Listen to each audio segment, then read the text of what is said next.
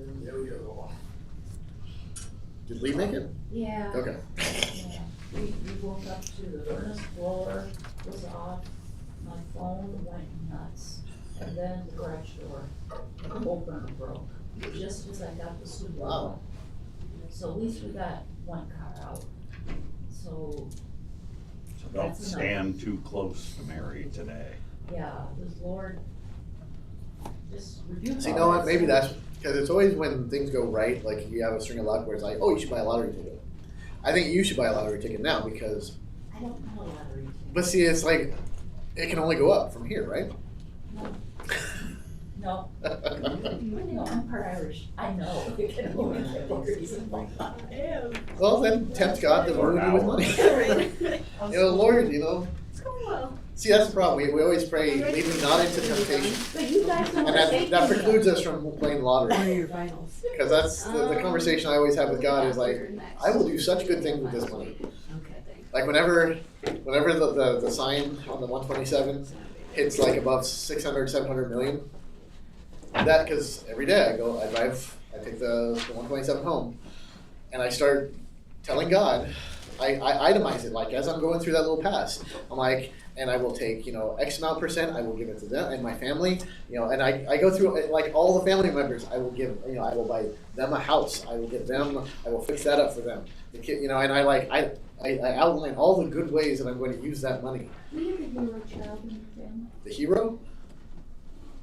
Maybe by default, but not because of anything I did. It just You don't want to. in comparison to like my dad. I mean, it's hard not to be. And we're streaming right now, so I don't care. Whatever. No, I, when my dad died, I got some insurance money. You just need to see how many make it today. I pulled that check out Was from the your road box. plowed? Your street? Oh, ours never, like, it never gets plowed, because we're on a dead end. Yeah. I thought, you know. Yeah. In the Netherlands. I think, like, the city doesn't plow our I street, like- like. I hope that's what they Someone think. does. Me down bike. But Well, Colorado's used to snow, so Yeah. you're doing okay. Yeah. Don't have a snow blower yet, He's so like I got snow. 2 hours of shoveling in my Snow, future. yeah. Guess what Heavy Santa's shovel. gonna bring you for Christmas. Yeah. look, there goes a man with Oh, a yeah. snow shovel. Look, wait for it, there it goes. All right. Well, good morning, everybody. Welcome to Advent. It is upon us. So, beginning of the church year, time where we, it's always, the end of the church year and then the beginning is always fun because we usually end looking like it's all the, you know, these will be the signs that you see that the end is approaching. It's very doom. Well, I mean, not doom and gloom, but I mean, the end of times is coming, weeping and gnashing of teeth. And then it's like Advent comes and you think, okay, we're getting ready for Christmas. And then we usually get, you know, a lot more of the same, honestly. And, you know, we have Matthew 24 is our gospel, you know, concerning the day and the hour. No one knows. Not even the angels in heaven, nor the Son, but the Father only, as were the days of Noah. So will be the coming of the Son of Man. For in those days before the flood, they were eating, drinking, marrying, and giving in marriage, until the day when Noah entered the ark. They were unaware until the flood came and swept them all away. So will be the coming of the Son of Man. Then 2 men will be in the field, one will be taken, one left. 2 women will be grinding at the mill, one will be taken, one left. Therefore stay awake, for you do not know on what day our Lord is coming, but know this, that if the master of the house had known in what part of the night the thief was coming, he would have stayed awake, and would not have let his house be broken into. And for you also must be ready, for the Son of Man is coming at an hour you don't expect. So get ready, the end is coming. But I mean, it's meant to refocus from, like, you know, the anticipation of Advent. Advent was getting ready for Jesus coming as a baby. So now we just superimpose that over us waiting for Jesus to return. I'm not preaching on the gospel. Oh. So sorry. I could have, I Didn't know suppose. that. You know, the one thing I will point out is this is a really good text for showing people who believe in a rapture that there's no such thing, or how they get it wrong. Because, you know, Jesus talks about the return. Well, first of all, the return of the Son of Man.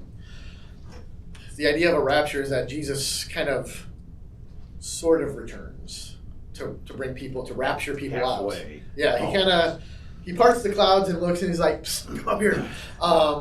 So he's like, he dabbles his toe down here and then he'll come back fully. But he says, okay, when the Son of Man returns, what will it be like? It'll be like the days of Noah. So everything he says after this, you got to put it into that framework. So he says, okay, just like in the days of Noah, where people were doing their thing, okay, and then the end came and it swept them all away. Then 2 men will be in the field. One will be taken and one will be left, right? And the rapture idea is, yes, see, one will be taken up. Raptured up, and then the one is left behind. So one is taken up, one is left behind. That's not what Jesus is talking about. Because he's like, as in the days of Noah, 2 men will be in the field. One will be taken. How were the people taken in the days of Noah? By the flood. So one will be taken by death, and one will be left. One who believed, Noah, was left behind. So I mean, honestly, if you're arguing with somebody about the rapture, that's not going to convince them. But you can feel better about yourself because you'd be like, I'm interpreting scripture correctly. So you win the battle for yourself, but that's about it. But yeah, it's very much focused on that. Isaiah, it shall come to pass in the latter days. So we're talking about those latter days again. What I'm preaching on is Romans 13. And really just verse 11 for the most part. But it's a good one. Owe no one anything except to love each other. For the one who loves another has fulfilled the law. The commandments, you shall not commit adultery, you shall not murder, you shall not steal, you shall not covet, and any other commandment are summed up in this word. You shall love your neighbor as yourself.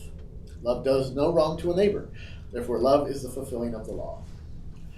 Besides this, you know the time. The hour has come for you to wake up from sleep. For salvation is nearer to us now than when we first believed. The night is far gone, the day is at hand. So let us cast off the works of darkness and put on the armor of light. Let us walk properly as in the daytime, not in orgies and drunkenness, not in sexual immorality and sensuality, not in quarreling and jealousy, but put on the Lord Jesus Christ, and make no provision for the flesh to gratify its desires. So the first part's good. Very much, love one another, fulfillment of the law. That's great stuff right there. The second part, there's this really awesome imagery of light and dark, which really would have been a great thing to preach on, except that I already preached on darkness. Was it last week? Yeah. So I felt that was a little derivative. It is kind of interesting because we have this armor of light versus the armor of God in Ephesians. Is that Ephesians? Ephesians. Mm-hmm. So in Ephesians, he says, put on the armor of God. He talks about, the breastplate and the helmet. And he's describing all these things. And here he talks about the armor of light. Walking properly as in the daytime. So it's not, the armor of light is not as, I don't think it gives as much of a defensive kind of posture as the armor of God. So it is a little bit more kind of like shining light to the darkness. So there's a lot of good stuff that we can talk about there.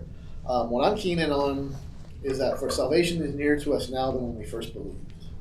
And so, so the theme for the day is time. How it's running out, how we never have enough. This is a good time of year for that. Everyone's feeling the crunch. He's Yeah. not winning enthusiast of the year for us. That's okay. I had a friend who called me up and she said, my aunt just died. She woke up Christmas morning and dropped dead. And I burst out laughing. And she said, it's not funny. And I said, every woman feels like doing that. You're a good friend. Well put. What, did she laugh? No. Oh, okay. Oh, okay. So now she laughs and it's, oh, okay, that's all right. We won't hire you. It was as a Stephanie. I second. said, I'm sorry, Stephanie, but. Everyone has that one friend who makes inappropriate comments. It's like my Well, brother-in-law. that's me for a lot of people, so I understand. I can't throw stones. Well, I don't know if I told this group or if I was talking to somebody else, but I always say the dumbest thing, and I still to this day I'll say it. When I go into like a hospital room where somebody's dying and they've called me, be like, oh, the gurgling and everything, it's like, that we get here quick. And I come into the room, and everybody's gathered, and everybody looks up at me because I'm the pastor, and I've come in every single time. So help me God, I don't know why. I always say, turn to like the wife, the mother, whoever. I'm like, so how you doing? It's like, and they it's always the same look, like dying person. But that's just my, my initial unsettled, just like, Gotta learn to do it in the Joey voice. what do you say? How you doing? How you How you doing? That would that'd be That'll more cut the confusing. tension for you. But yeah, so I think that's a good question. well, I mean, I think it's a good question for a week later. But I mean, it's evident in everybody's face how they're doing. Well, I've only had one that I can remember. Well, one that I can remember where I came in and like everybody was. It was a very lively atmosphere. Everybody was having a great old time, and it's like the guy is laying there, and kind of in and out of awareness. And he wasn't verbal, but he could kind of grunt and whatever. But I mean, he was clearly going, and everybody was having a great old time. They're telling stories and laughing, and he'd like wake up, and it was just weird. But that was their vibe. So I was like, cool. Anyway, time. Back to that. So yeah, that's what the message is going to be about. Specifically, that what Paul says here. Salvation is nearer to us than when we first believe. So, every day, salvation gets closer, closer, closer. And so it definitely is a different way of looking at time because we usually look at time and like it's not enough. We don't have enough time. There's not enough time in a day. We need more time. We run out of time. We have all these negative ways of looking at time. But, for Paul, it's like, no, the fact that time is like ticking off and there's less time now until salvation, that's good because you're closer to salvation. It's like time is a gift to you. Time is a thing that Jesus is redeeming. Because even if you went down the road of like, well, time is introduced in the fall, how before that time wasn't really, was it a thing, was it not a thing? I mean, yes, God created in days, but I mean, there was no, time kind of is a measure of whatever. But we have a very negative view of it. But no, it's like Jesus redeems time. Jesus gives time. We have all the time we need. We don't think so, but I think I've said it in here in Sunday school before. One of the coolest things I heard was the 23rd Psalm. The Lord is my shepherd, I shall not want. That means you don't want for anything, including time. I mean, if you don't want, then I need more time. It's like, no, you got enough time. That's not to say that we can't misuse it, and that we can certainly take a good gift like time and do bad things with it. But time is not the enemy. Sin is the enemy. Time isn't. Time is good. Time is something that we really. Oh God. Didn't expect to see Gracie walk by. Anyway. Yes. One thing I think I remember this correctly in this class was talking about time is fallen. God created whatever. Right. We don't really know time as it was originally created. Right. It's fallen along with every other unconceivable thing of creation. Yeah. Because Because of sin. that works with God created in days. So I mean, there was a time. But I mean, what is Yeah, what does a perfect holy hour look like? We have not seen that. No, we have not. We can go back through all the videos. None. Not here. Nope. But yeah. So yeah, it's affected by the fall, absolutely. Because I mean, yeah, time before the fall would be even if you had like time as we know it sort of, it just went on. I mean, now time means decay. we pulled up I pulled up some pictures the other night, I think. Oh, it was Thanksgiving. So I was looking for pictures, and I pulled up one from 9 years ago when I just had like a little baby beard. And it was like just this little line of white right in the middle. I'm like, oh my gosh. Wow, that was 9 years ago. And now, 9 years later, the ravages of time stand before you.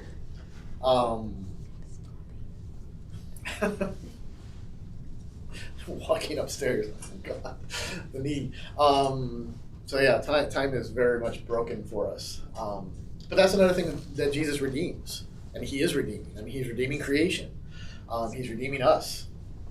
So as we get closer, that redemption is, coming to fulfillment. It's going to be complete. So yeah, time in terms of how we live our lives. We're always rushing. We're always panicked. We're always freaking out about things. What's the one commandment that we're we're not good at keeping any commandments, but I would say what's one commandment that we're especially we never keep really well. Oh yeah, no, we never keep that one. If you break any commandment, you always break the first. The first one is always broken. I would say the Sabbath rest. We never rest. Oh. We don't take time for ourselves. In the terms of a true Sabbath rest, because I can even think of so today. Well, Sundays I'll go home, and time for me to veg out, take my little nap, scroll. I mean, that's me resting. It's is that resting in Christ? I'm doom scrolling and no, it's not. I might fall asleep and take a nap, sure, but I'm not. I'm just looking at I'm just even my frame of mind just done and wow. We don't rest well, if we rest at all. During the week.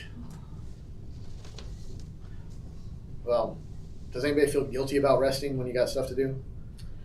The Dutch rest pretty well on Sundays. The Dutch rest? Yeah. The reform. Always the Dutch. In Grand Rapids. Yeah. I had a professor at seminary who hated the Dutch. I mean, I didn't hate the Dutch. He always just, whenever the Dutch would come up, he was always like, oh, the Dutch. It feels like a very specific. I wish Mary. He was like German Lutheran stock. I mean, very rooted. So I don't know what the background is there.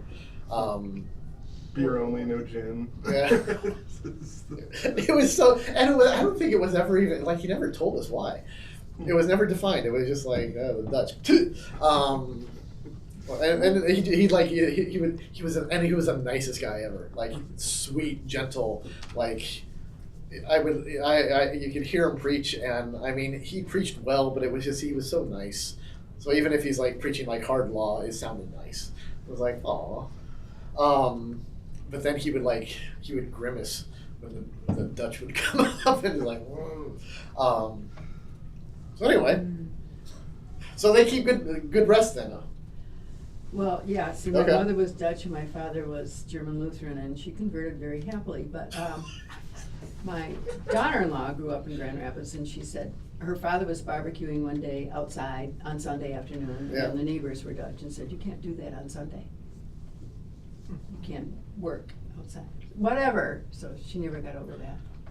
Anyway. What year was what kind that? of And my legalistic? and the Dutch relatives wouldn't read the paper on Sunday and stuff, because it was somebody had to work to deliver it.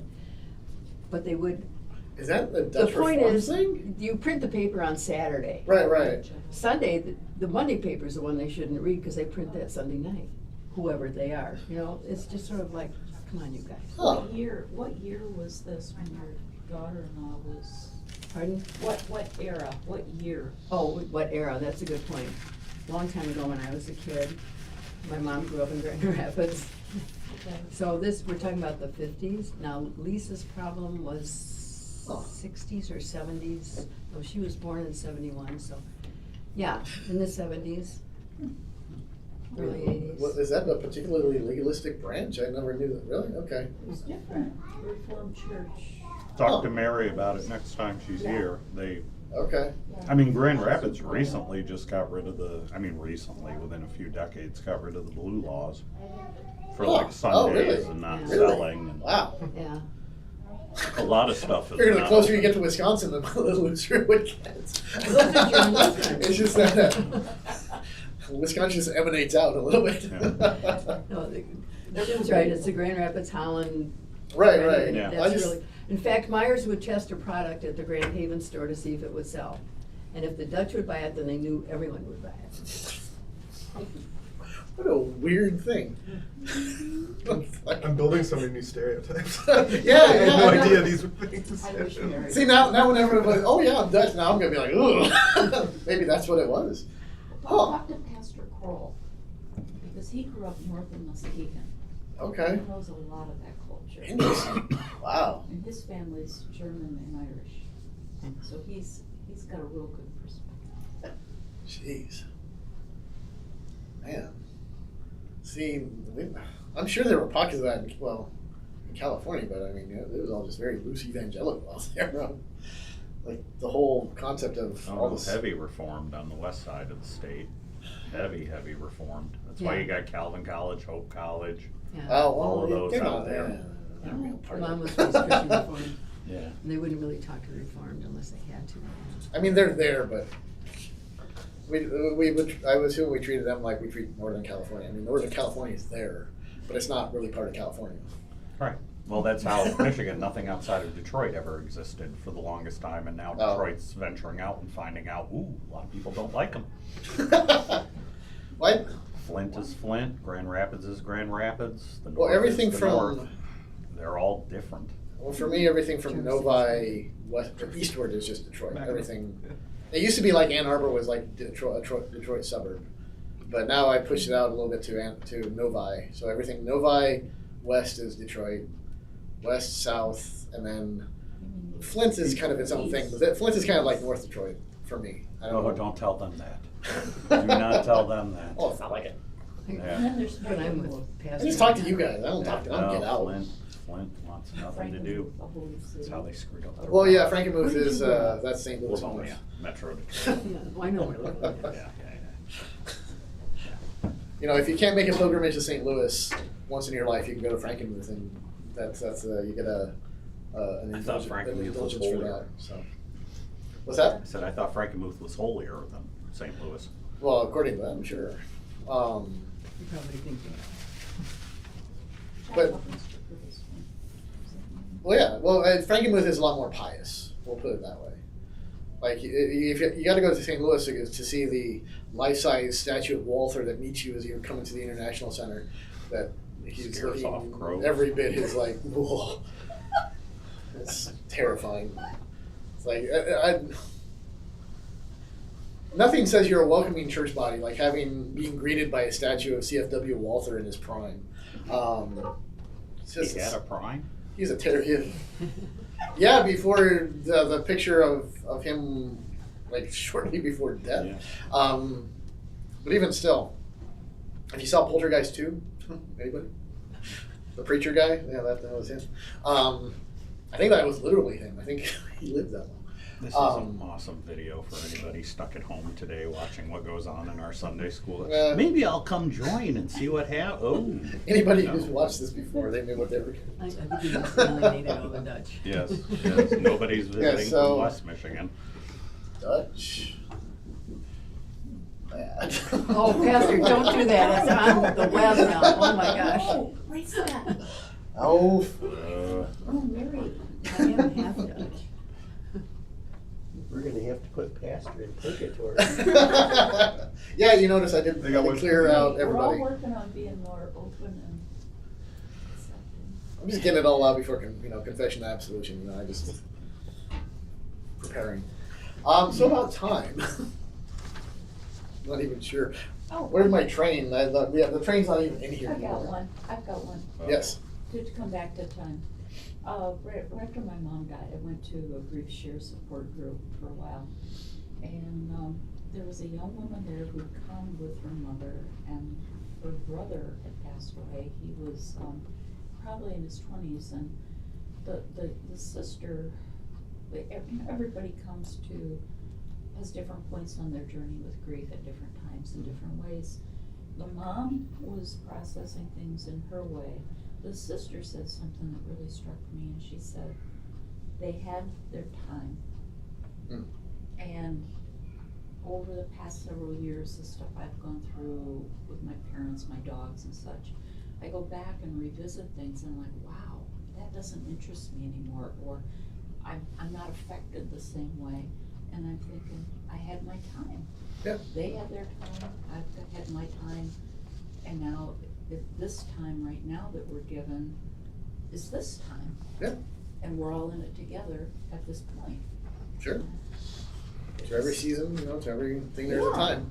Yeah. Absolutely. And especially when you're talking to people who lost somebody, especially if they've lost somebody, it's an untimely death, either like a young person or if they're just in their 50s, 60s. I mean, for us now, that's young. That's or too early to go. Or especially somebody who's seen somebody, die. If anything, that's a great reason. Like, make sure you take your family to church. Yeah. Make sure they're baptized and in the church, because then you can look at it, because it's always, having Caitlin home for the weekend. It's like, we want to spend time, right? Because, oh God, I saw the worst Facebook thing ever was somebody put together this. It was a little pithy kind of saying that once your kids leave the house, it's estimated you only have X amount of holidays with them. And I'm like, oh my God! And it was because they're you spend all this time with them until they're 18, and then after that you have maybe for an average lifespan 35 Christmases left. Oh my God! And so I was like, oh geez, okay. But I mean that's the mentality, is you don't have enough time. And especially as kids grow up fast, and it's slow down. We want them to slow down, right? But if you're looking at it from a Christian mindset, so if somebody dies untimely, or you're looking at kids who grow up fast, now you have grandkids and all that, and man, I wish I had more time. Well, if they're in, okay, trust that they're in Christ, you have the resurrection. It's you're not losing time. That's great, there's plenty of time. There's infinite, which is hard when there's questions about faith, and to that I say, pray. Even when you take kids, they're baptized, they grow up, and you're like, you pray. You let God hold on to them. The thing I love the most is oh, Pastor Sean, my kids, I wish my kids would come, because they have kids now, and I wish they were in church. And basically they're coming to me fix it. Make them come to church. I'm like, that works. Okay, I'm sure. I mean, I can, what am I going to do? I mean, Right. Yeah, well, yeah, that's what I do. Because I mean, if I can sell them on my winning personality, well, that's shot. For you at home, my eldest daughter just cracked up at that one.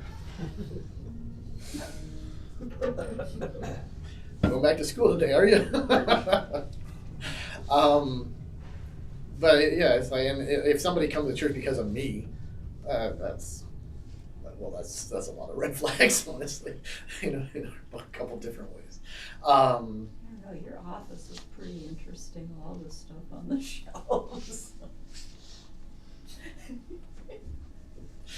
I'm still trying to figure out where to put my new books because I'm like, I'm not taking down my cups. This was I gotta. sad. In fact, I got more cups to put up. I need to clear out some books. So.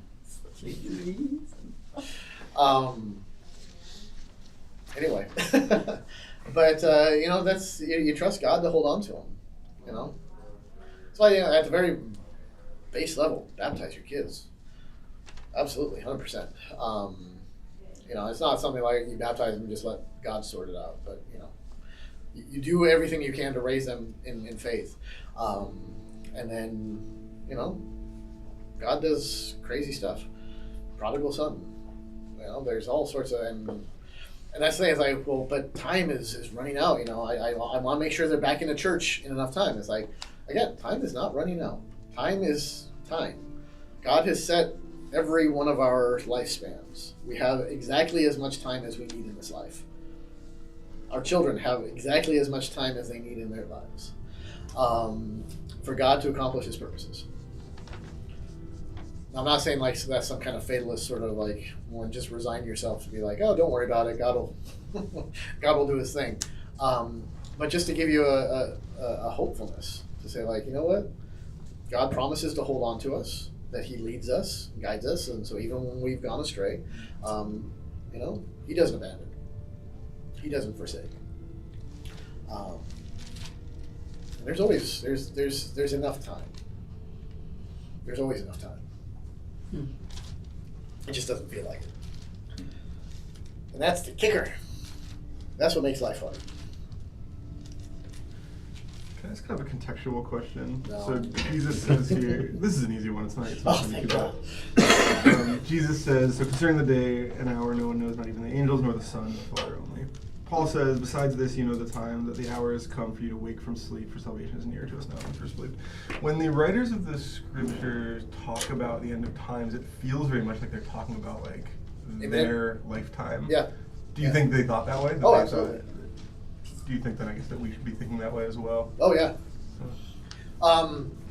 Yeah, I think. Well, they were definitely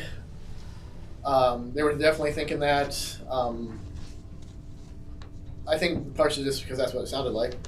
I think especially the generation saw Jerusalem fall, because all of a sudden Jesus is. I was like, now we reflect back on the scripture on what Jesus says. Like, oh, it's happening. Like we're seeing it. Okay, get ready. But then when Paul keeps going around like encouraging people and or John in Revelation, like these churches that were like on fire and now they're just like meh. Because they lived, or they initially thought or felt that it was imminent, and then it was like, not happening.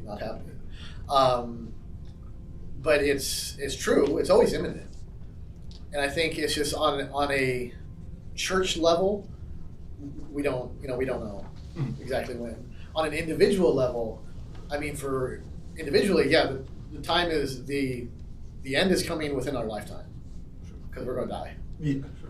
So we experience like a little end when we die, but it's just transferred to heaven and then brought back in resurrection. So yeah, it's that now not yet vibe to it, where it's like, yeah, we'll all experience the end twice. I mean once ultimately in fulfillment, but we should be living like it's imminent because. In a small way, it is. Sure. And that's where some of the urgency can be like, yeah, we have a limited set of time now, but the thing about it is when we look at our lives, we say like, I only have X amount of years left. Like God has numbered my years. How many? 48. So let's say I have 30 more years. Whatever. Maybe we should talk to Heather first. Oh, she hates it when I say stuff like that. She's like, no, you're going to live forever. I'm like, You see how quickly this has gone white? But when we think of like, I've got a limited amount of time left, it's in terms of like to do the things and have the things that I want. But I mean, the proper thing is, so I have to act with urgency to cross off my bucket list. Get these things done. I need to see this, that, the other. The Christian perspective is, for you, there's no urgency. because your life doesn't end. Time is infinite from your baptism onward. For your neighbor, though, so for the people that God has placed in this moment for you now, they need your time. So your time is urgent in the sense that the time that you've been given, well, get busy because they need it. And particularly, well, in the household of faith, to strengthen their faith and keep them rooted. And then outside, of course, to share Christ and to bring them in. Man, that would have been a good way to wrap up the sermon. 19 minutes. Oh, it ain't happening. I mean, I can go off the cuff, but Oh, then I'm going to get phone calls. I can't believe you said that from the pulpit. One other thing, and this is a vague thought, but thinking of Peter saying that baptism corresponds to the flood. Right. And here he brings up Noah. It'll be as if in the days of Noah, one will be taken and one will be left. What are we to make of this, I guess? Those who were baptized originally have already suffered their death by the flood and will not. In a way, yeah. Because, part of, although it's not, scripture, in our baptismal rite, we say that this is a washing away, just like in the flood. Yeah. Well, and you're buried with Christ. Right, we're drowned in our baptism, essentially. Yeah. We've already experienced a resurrection, little r, Sure. in baptism. So we're resurrected in baptism, little r, which brings us into the big R, resurrection. Yeah, that's all very much tied in. That we have been we've been drowned. Our old Adam was drowned, Sure. left, taken, and then the new man left behind. Yes. When are we going to do the Left Behind Bible study? No, I've never read it. Neither have I. My dad got really into them, but they're huge in the 90s. Yeah. It feels like one of those where I'd start and be like, I can't deal with this. Yeah. I could get through chapter 1 and be like, yeah, done. First 3 books are interesting. It starts slowing down, then he loses the point by 7, 8, Well. 9. However far he kept going. Yeah. Just page 1, there is no rapture, done. Well, nobody should ever look up this movie because there's way too many problems with it. But of course, I saw it in the theaters with my buddy who's now up in Peace, Saginaw. So 2 up and coming pastors. This is the end with Oh. So if you haven't seen it, do not look for it. The exorcism scene is hilarious. I'm not gonna lie. There is a hilarious exorcism scene, but there's a lot that's just extremely objectionable, terrible movie. Don't watch it. But I remember sitting through that, and because it is like this, it's a rapture. It's a secular rapture movie, which I don't even know how. But it's like all these celebrities hanging out at a party, Right, and the yeah. rapture happens, and half of So it. it's hilarious and stupid and very obscene. But me and my buddy, of course, were like, we're tearing apart the theology as we're going, that one. It was a dumb moment in time. Seth Rogen a letter. Your theology is bad. Yeah. Sure, that would go far. So with that, it's time to go. I'm looking at that movie up right now. Oh, This was a little bit unhinged.